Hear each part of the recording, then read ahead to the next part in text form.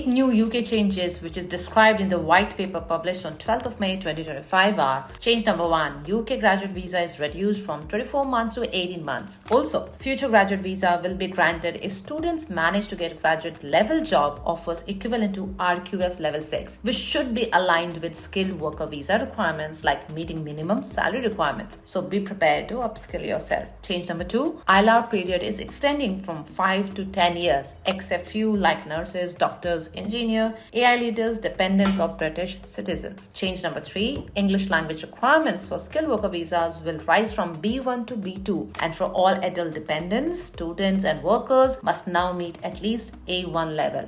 Change number 4, skilled worker visa. Minimum skill level is rising from RQF 3, which is A level, to RQF 6, which is degree level roles only. So around 180 occupations may no longer qualify for skilled worker visa as they are not RQF level 6. So lower skill visas, people will never get a skilled visa in the UK. Existing visa holders can continue under old rules, but new entrants must meet RQF level 6. Change number 5, immigration salary list will be abolished, but a new temporary shortage list will be created for specific RQF 3 to 5 occupations only for sectors with verified workforce plans. Change number 6, overseas recruitment for social care workers is closed now, but existing workers can extend visas until 2028. For remaining changes and more explanation with demo, make sure you keep watching the video till the end. But remember, the white paper doesn't provide a clear statement on whether current skilled worker visa holders will be exempted from the future settlement rule changes. These are policy ideas, not enforceable rules yet. It's very likely that when the final rules are implemented, they will include a transition plans for current visa holders, especially those already on a path to ILR under the 5-year rule. But still, let's wait for the implementation plan and hope for the best. But before we do a deep dive, a quick introduction about myself. My name is Sarika and I have been living in the UK for the past 15 years. I'm currently working as a lead business analyst at one of the largest tour operators in Europe. I offer 3 services now. Number 1, study abroad assistance. This service is completely free for students who wish to study abroad in all of these listed countries. Simply fill out the form from my pinned comment and description section and my team will reach out to you. If you're outside India, please email us at apply@yourknowledgebuddyabroad.com. The second service is the job assistance service. This is a paid 3-month training program for individuals struggling to find jobs in the UK, Ireland, Germany, Netherlands, Canada, Australia, and New Zealand. Along with 12 mentors, I will be helping and guiding you through the job market. We specialize in various fields, including finance and accounts, consulting, IT, civil engineering, mechanical engineering, electrical engineering, digital marketing, cybersecurity, business management, health and safety, and biomedical engineering, to name a few. And the third service is the business analyst training. As a lead business analyst, I train and mentor individuals who want to start their career in business analysis. No prior experience or knowledge is required to start with me. You can start with zero knowledge today. This is also a 3-month program where you will learn everything from start to finish. If you want to know more about our services, you can book a free call to ask any questions. All links are provided in my description and pinned comment. So without any further delay, let's get started with today's video with a detailed demo. So guys, this is the white paper which was published today on 12th of May. This is around 82 pages, which contains lots of details around all the visa categories. Like I said in the introduction, almost all the visa categories impacted. So most of my audience belong to different visa categories, and I think you guys will be impacted because of it. When you read this 82-page document, what you will see, the message is they want to get rid of low-skilled jobs and also low-skilled immigrants. The idea is to bring more high-skilled people, maybe on global talent visa or any other visa categories, and they want to cut down on net migration. That is the whole idea. And I'll provide the link to you guys in the description. And if you want to read this whole detailed 82-pager white paper, you can do. But what I'm going to do, I made some notes for you guys, which I'm going to go through with you. And I'm going to cover only the bits which are relevant to my audience, because I'm not going to touch upon the things which is not relevant for my audience. That's why for this, I'm going to talk in detail about topics like graduate visa, ILR, English language, skilled worker visa, immigration salary list, social worker settlement, and citizenship reform. So let's start with the graduate visa in detail. Like I told in my introduction, for graduate visa, generally for students who come to study in the UK, whether it's bachelor's or master's, you're given a 2 years post-study work permit. That 2 years post-study work permit is now reduced from 24 months to 18 months. Now remember, one of the reasons why they're doing it, because they realize that most of the people who are in the UK on graduate visa, they don't end up doing a job which is equivalent to RQF level 6 jobs. In fact, only 30% of graduates work in professional roles which is aligned with the study course which they have taken. So for future, graduate visa will be given only to students who manage to find a job which is equivalent to RQF level 6. Otherwise, they will not be granted a graduate visa. This is a big change which is coming. When is it coming? We don't know. Whether it is impacting the students who are coming in the September intake for 2025, we don't know yet, and we're waiting for the dates to be announced by the government. One big change which is for student visa is that minimum pass for sponsor CBA now is going to rise to 95%, and your course completion rate should be 90%, which is again huge. Moving to change number 2, which is ILR. So anybody who stays in the UK, say on a skill visa for 5 years, you can apply for ILR, which is indefinite leave to remain, which is a permanent settlement in the UK. And for people, say on a global talent visa, if you stay here for 3 years, you can apply for ILR. So basically, anybody who wants to stay in the UK for indefinite, you can apply for ILR, which is a permanent settlement. Now, there's a big change coming here. They have used a term which is called you have to earn this settlement. And what does this earn means? Basically paying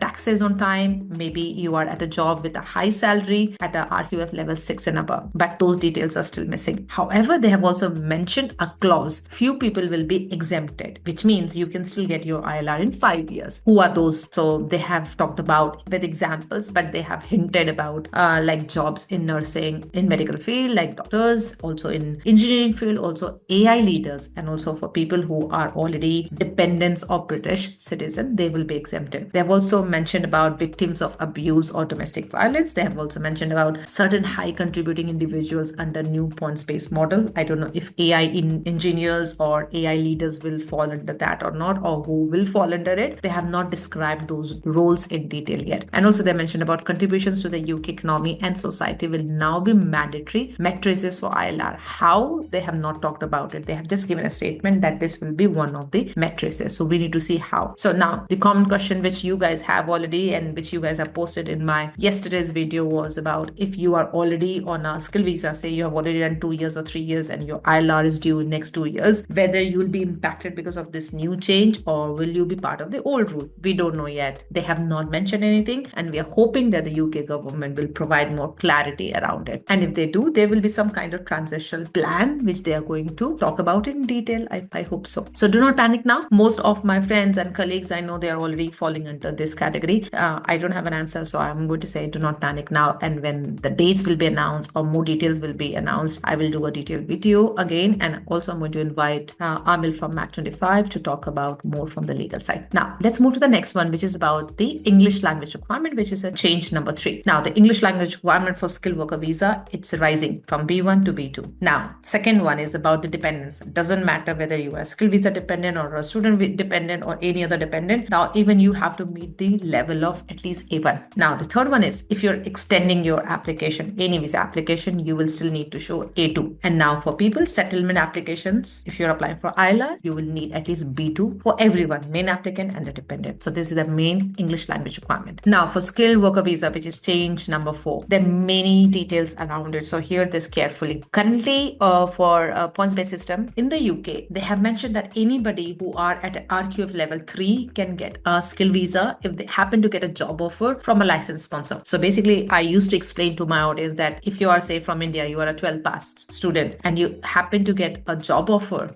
from a licensed sponsor in the UK, you are eligible for skilled worker visa provided you have met the salary requirement. However, now that's stopping. You cannot apply for it because now the degree comes here. Now you need to have a degree level which can be equivalent to RQF 6. It can be advanced diploma, it can be bachelor's, but you need to go and check it out. RQF level 6, whatever is your degree from whichever country, look at whether it's equivalent to RQF level 6 and above. Then only you are eligible to apply for a skilled worker visa in the UK. What does it mean? It means there will be almost 180 jobs which will be impacted. So if you just go and Google today UK skilled worker visa job code. Now let me do a very quick search for you guys. So what I have done on the Google, I have just put UK skilled worker visa. This is the home office page where it says skilled worker visa eligible occupation code. It contains a huge list of jobs, which you can scroll down and see it. And again, my audience should be already aware of what these jobs are. For example, if I write here receptionist, you can see receptions are also listed under skilled worker job. Now, to become a receptionist, you don't need RQF level 6, right? Even RQF level 3 people can become a receptionist. So if you are on a skilled worker visa as a receptionist, in the future, you cannot apply that because this will be removed from skilled worker jobs. Skilled worker job and job codes will only have jobs which are leveled or mapped with RQF level 6 and above. So UK government, they have already identified around 180 jobs which they think will be impacted, which means they will remove 180 jobs from that huge list from the government portal. So make sure before you apply for a UK or before you apply for a visa, make sure those jobs are listed in the UK skilled visa. Then only you'll be eligible for skilled worker visa in the UK. Now, there is also mention about the salary thresholds will increase. If you guys are following me for some time, you already know that last year UK government already increased the salary threshold, and there's another talk about increasing the salary threshold. So we don't know for which job code and how much, but they have already mentioned in the white paper. There was one line which I'm not sure what it means. It says existing visa holders can continue under old rules. Now, what does it mean? I don't know whether does it mean about the RQF level 3 to 6. So if you have already got a job with sponsorship and RQF level 3, I think you'll be fine. But in the future, anybody with RQF level 3 will not be able to apply for skilled worker. This is what I understand. And they have also mentioned about, but the new entrants must meet the RQF level 6. So when you apply for graduate visa, so you cannot get a graduate visa if it is RQF level 3, it should be 6. Okay, the next point, and they have mentioned about this is for employees because they will be impacted because they hire foreign employee. So there is a increase, 32% increase in the immigration salary charge. So as you guys know that when any company hires a foreign person or employee, they have to pay a lot of charges. They are different, like you have to pay the visa fees and CUS cost. Now there's something called as immigration skills charge, which was not increased from 2017. So they're increasing that as well, which is 32%. It means they will make it more difficult for the employees to hire a foreign applicant. They want them to hire more local candidate or the domestic people so that they can train them and grow their own economy and own people rather than bringing a foreign talent from abroad. There's also mention about dependents for lower skilled workers on the temporary shortage occupation list, which I don't understand this very well, will be restricted. I don't know what is temporary shortage occupation list. I don't think it exists, but there was a mention, so I'm not sure. I'm going to get this clarified with a solicitor. And salary thresholds for all visa holders seeking to bring dependents will be increased. So basically now for dependents as well, they're increasing the bar. Just because you are a dependent of say a skilled worker visa, there will be no rules to you. I don't think it will work anymore. So whether you are on a skilled visa or dependent or a student dependent or any graduate visa dependent, I think they're going to bring some kind of rules around it. The new requirements to be launched for workforce strategies for key sectors overly reliant on migration. Some of the examples which I know are say IT people, people like engineers, people like in medical, like nurses and doctors. So I don't know what are they planning to do it. Maybe they are going to train their own people in those fields, but there are talks around it. Now let's move quickly to change number 5, which is about immigration salary list, ISL. So you guys already know that ISL was created last year and now they're replacing it with something called as temporary shortage list, and which will be created for specific RQF 3 to 5 occupations only for sectors with verified workforce plans. Now change number 6 is about social worker. Like I said, now nobody can come to the UK on a social worker visa from foreign. So say if you are from India and you want to move to the UK on a social worker visa, whether it's a carer or senior carer, you cannot come anymore because you are not in the UK. Anyone in the UK or any visa category, you can apply for a carer visa. If you happen to get a job from a licensed sponsor, you can apply for a visa, right? And also apply for the job. But anyone outside the UK cannot apply for social worker visa anymore. And for people who are in the UK, of course, they can extend the visa until 2028. Now change number 7, settlement. They've started using a word which is called as earned. You have to earn everything here. And what does that earn mean? They have been talking about, for example, for settlement, they're saying settlement will no longer be automatic. So automatic means if you stay here on a skill visa for 5 years, you automatically get your ILR in 5 years. This is what they mean. So now they're saying you will no longer be getting that automatically. You have to earn it. And earned settlement, it is linked to say tax contribution, your English language, your length of stay, time spent inside the UK, compliance with visa terms, and